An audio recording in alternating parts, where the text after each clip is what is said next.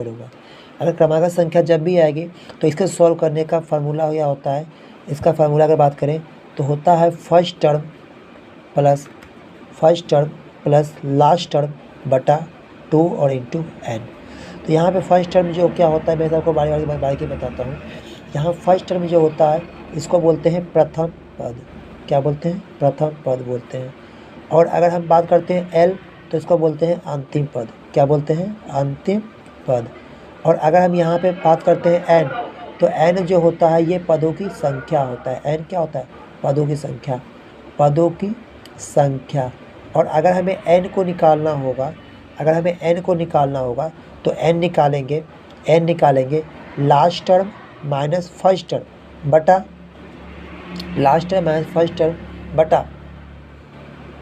d और plus 1। अब इसमें आप लोग बोलिएगा कि ये d कौन सा है, तो d का जो मतलब होता है d बराबर होता है सारवंतर। d का मतलब क्या होता है? सारवंतर। d का मतलब होता है सारवंतर। अब ये सारवंतर क्या है इसको मैं समझाऊंगा आपको और ये फिर इसमें सॉल्व करूंगा आपके सामने। तो ये d का मतलब सारवंतर। अब सारवंतर क्या होता है यहाँ देखिए, इसे लिखा हुआ है 1 है 2 है 3 है 4। तो यहाँ पे d अंतर कितने का है? 1 से 2 हुआ तो 1 का अंतर, फिर 2 से 3 1 का अंतर ये। और ये कहाँ पे लगेगा? तो जितने भी अगर समान अंतर रहेगा, समान अंतर या समानांतर श्रेणी का रहेगा तो इसको जो भी बच्चे क्लास 10th में हैं या फिर कंप्यूटर की तैयारी करते हैं उन सब के लिए ये इसमें लागू, समान श्रेणी के सभी समान रहेगा।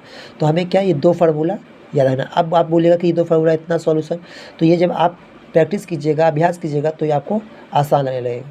तो यहाँ से इसको मैं सवाल को सॉल्व करता हूँ मात्र 2 फार्मूला से। तो पहले जो फार्मूला यहाँ पे है उसी को मैं यहाँ पे लिखूँगा। जैसे क्या है? First term plus last term बटा 2। तो यहाँ फर्स्ट टर्म क्या है? 1 है, फर्स्ट टर्म 1 है पहला पद, और लास्ट टर्म क्या है? 60। इसको मैं क्या करूँगा? 2 से भाग और इंटू n। अब n हमें नहीं पता है तो n हम कहाँ से कहीं और से निकालेंगे। तो n निकालने के लिए क्या है? लास्ट टर्म, यहाँ लास्ट टर्म कितना है? 60 और फर्स्ट टर्म कितना है? 1 बटा में d। डिफरेंस कितने का आ रहा है? यानी डिफरेंस यानी अंतर घटाएंगे। देखिए 1 में से 2 का 1 में से 2 घटाएंगे तो 1, 2 में से 3 घटाएंगे तो 1, यानी 1 बढ़ रहा है। तो जब बढ़ेगा तो वो अंतर प्लस में होगा और यहाँ से अपने मन से यहाँ पे 1 कर दिए तो 60 में से 1 जाएगा 59 और प्लस 1 करेंगे, ये हो जाएगा 60। और ये क्या आ गया? n। तो यहाँ n की जगह पे यहाँ 60 रखेंगे। अब इसको जब हम जोड़ेंगे तो यहाँ होगा 61 बटा 2 गुने 60।